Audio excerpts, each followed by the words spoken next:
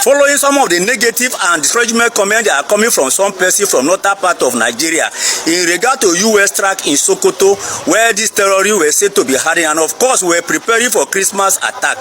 I've done all my calculations, I've added it all, I've subtracted it and done all the divisions. Before this country will become a good country, northeast and northwest of Nigeria should be removed from Nigeria so that the rest of us can live in peace. But if that is not going to be possible, the current president of Nigeria, President Bola Ahmed Tinubu, should declare the state of emergency in northeast and northwest so that all their governors should be removed from office, and then remove all the traditional leaders from their office, and then replace them with sole administrators. Let them manage their government to 2031 and see whether insecurity will continue. But if that is not going to be possible, very soon I bet you these terrorists will be living in government house in the northern part of Nigeria, and let's see whether US government will be able to bomb their government houses. But if all of this thing is not going to be possible, this US strike in Sokoto is going to be the beginning of Nigeria problem. Bet it from today. I've been wondering why this man, Sheikh Gumi, has not been arrested yet. What is preventing government from arresting him? This man has proven beyond reasonable doubt that he's a sympathizer of terrorists, just beyond being a spokesman of terrorists. He is defending them, asking us to negotiate, that if we carry out an onslaught, the problem will only worsen. That they are our brothers, we should tolerate their culture. What has this man done? That is, I mean, what I'm trying to say is, what leverage does this man have on top government officials that government officials are finding it hard to arrest? You arrested Nnamdi Kanu because he agitated for the release of his people. You labeled him terrorist. Even though the Nnamdi Kanu, we've never seen him with guns. He has never blown up any church. He has never blown up anywhere. All he said, yes, he may have used vile words, but at the end of the day, he never caused hardship to anybody. Yet he's serving a life sentence. This one is well known that he doesn't want this terrorism to end in Nigeria. He doesn't want it to end. Rather, he's giving Nigerians condition on how to live with terrorists. So me, I believe there is something hidden. There's something we are not being told between Sheikh Gumi and the Nigerian government. Perhaps he has something on them. That's why they've... For this war on terror to end in Nigeria, Sheikh Gumi must be arrested. For the war on terror in Nigeria to come to an end, Sheikh Gumi must be arrested. Because these are the incubators of terroristic mentality or terroristic ideology or terror ideology. These are the ones that incubate the terror ideology. If you don't eliminate this, see, the ones you see in the bushes are the implementers. They are just implementing what they are told to do. The real people pulling the strings are the likes of Sheikh Gumi. So what is preventing government from arresting this man? This man has been so reckless. He's more or less like the commander-in-chief. We hear more from him than we hear from the president. So, Mr. Tinubu, I don't know. I hope I don't say beyond what but this man needs to be arrested. Who the hell does he think he is? I mean, who the hell does he think he is? Well, we watch as the scene unfold, but I'm sure the Americans who are in Nigeria, who we greatly and profoundly welcome, know what they are doing. I'm sure they have targets of people that will be in their cross list. Like I said, the people that the needful needs to be done to. I'm sure Sheikh Gumi is one of them. When that happens, we will rejoice. But because this terror in Nigeria must stop. You cannot impose your ideology on the rest of Nigeria and ask us to bow to your culture. No culture is superior to my culture. We must get there very soon. Sheikh Gumi, you were born in 1960. I was born in 1959. You went to medical school. I went to medical school. You are an Islamic cleric. I am a Christian cleric. You were born in the north. I was born in the south. the southern part of Nigeria. But we enjoyed a peaceful nation In the north, in those days, you could travel throughout the night. In the north, you could carry money and walk in the streets. Sheikh Gumi, same thing in the south. Sheikh Gumi, you enjoyed the privileges of the fact that your father was a northern clerical elite and you were able to join the military and become a medical doctor. You enjoyed the benefits of this country, just like as I did. The simple question I want to ask you is that, is the average young northerner who was at the age of maybe 20, 21, when you entered military school, is he enjoying the peace, the security, the comfort, and the interreligious harmony that you enjoyed when you were growing up?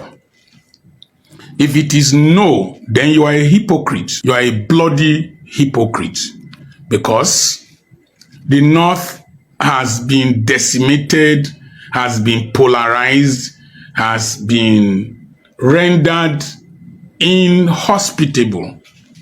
Sheikh Gumi, you said that Trump's airstrike in collaboration with the federal government would negate our sovereignty. I ask you a simple question, sir. What is the sovereignty in the state, in some parts of Borno State, Zamfara State, and Kebbi State, where terrorists who are not Nigerians to a large extent, remember what one of your governors said, that they imported them. So what sovereignty are you defending when non-Nigerian, non-state actors are responsible for the evil of decimating Christians, just as they did, Muslims, just as they did in Maiduguri, and constituting a nuisance to Christians in different parts of the north and in the south?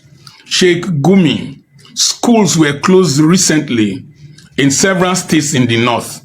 Was that how the educational system was when you went to school? Why are you being hypocritical? Why are you blinded by your religious bigotry and your Fulanization attempt to conquer Nigeria? Sheikh Gumi, you talked about sovereignty. A nation that cannot protect itself has lost sovereignty. Sheikh Gumi, you talked about foreign intervention in Nigeria. I want to ask you a simple question. Did Nigeria go to Sierra Leone? Did Nigeria go to Liberia? Did Nigeria go to Congo during Ogbemudian's time? Did Nigeria go to Lebanon? Did Nigeria go to Nigerian forces go to Yugoslavia? If the answer to those questions remain yes, that means you are very illogical in saying that foreign intervention in a nation is wrong. When a nation has lost the capacity to defend itself, foreign intervention can take place. You said that you can't bomb terrorism out of a nation. I ask you a simple question. American and NATO intervention in Sarajevo and Kosovo, what was the result? It ended the genocide. It ended the genocide. It ended the interreligious war. So airstrikes are not ineffective in ending terrorism and genocide. You are operating in an archaic military era when you left the NDA. Today, the federal government is collaborating with the American government and with other partners that will soon join.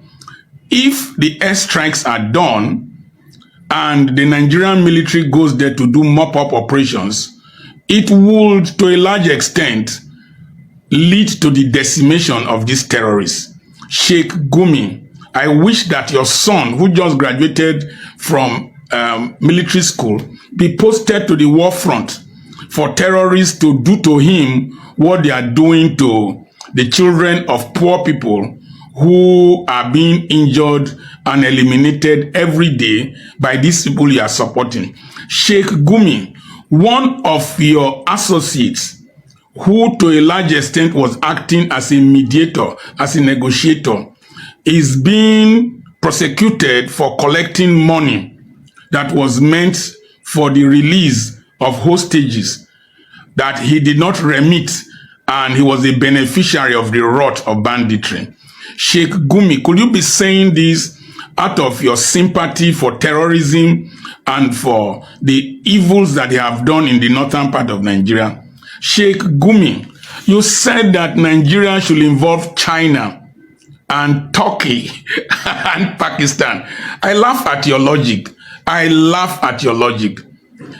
The Chinese, you are talking about exploitation of minerals and whatever. The Chinese have been accused by people who are on ground of being interested in the gold, the lithium, the californium, and the rare earth minerals that are located in Zamfara State, Sokoto State, and all parts of the north. And there have been indications of Chinese people being apprehended, abducted by terrorists. So the Chinese, their hands are not clean in your suggestion that Nigeria should seek help from them. You mentioned Turkey. Sheikh Gumi, your understanding of international military alliances seem to be very, very archaic. Turkey is heavily dependent upon the United States of America for armament and for intelligence sharing. And if I'm right, Turkey is a member of NATO. Sheikh Gumi, your understanding of international military strategies seem to be very archaic, as I've reinstated. I wonder why people call you a prominent Islamic cleric. If at this level of intelligence you become prominent and a prominent Islamic cleric, then we are really in serious trouble. And it reinforces the fact that I used to say that religion in Nigeria is an assassin of the intellect. If somebody like you is a well-known Islamic cleric, Sheikh Gumi, who arms Pakistan? Pakistan and India, they buy armament from America. You want Pakistan to come? Pakistan, that is an Islamic nation. You want to bring an Islamic nation into a theater where there are multi-religious people and there is an accusation of Christian genocide. Do you know that Pakistan, from Zulfikar Ali Bhutto to the current whoever is there, they have been Muslims? Why do you talk like this? Why do you think that we are unreasonable? You are my junior by age, and I'm sure I left medical school before you. Even though, if you were from the south, Sheikh Gumi, you no go pass, so you no go near where I did. So they just give you people platforms in the north, then you open your mouth, wow, and talk nonsense. Sheikh Gumi, you cannot go against a federal government policy of cooperation with the United States of America. And you are not the only Muslim that is around. Other Muslims who are in the cabinet went to America and agreed on this cooperation. Sheikh Gumi, the techniques of warfare has changed drastically. You want to tell me that this mass movement of terrorists with motorcycles with over hundreds of kilometers unchallenged, you like it? You must be an evil person to want to allow the death of Nigerians to continue. Sheikh Gumi, this is my taste, my take. You are extremely irresponsible in your utterances over the years, and we take exception to what you think you are. You are not as prominent as you think. It's only this kind of government that we have that tolerate people like you. If not, if Nnamdi Kanu should be in prison in Sokoto, you should be his roommate. I wonder if he no go blow your mouth swell up. I dey vex with people like Sheikh Gumi, but I'm more angry with the system that allows people like Sheikh Gumi to talk anyhow, behave anyhow. We can't tolerate your going to visit terrorists. We can't tolerate your terrorists coming to that somebody killed an assistant commissioner of police, wore his uniform, came to negotiate No. We can't tolerate that. A nation that tolerates that has already lost its sovereignty. It's like a thief that was arrested, saying that he was defamed by calling him a thief. We have lost the capacity to manage our resources. Let me ask you one question. You say sovereignty, resources. Even the resources from where I come from, the Niger Delta, how much of the oil does the federal government really get? People steal the oil. How much of the money from the resources do we really get? Your political cronies steal the money and leave peanuts. So what are you talking about? Which kind of sovereignty? Which kind of resources? Which kind of control of resources? No. Stop that. Gumi, stop that. We can't take that nonsense from you. They vex well. Nigerians, let's not over-concentrate on Sheikh Gumi and forget the bigger focus. See, I think there's a problem at hand, and Sheikh Gumi is only a symptom of the major problem.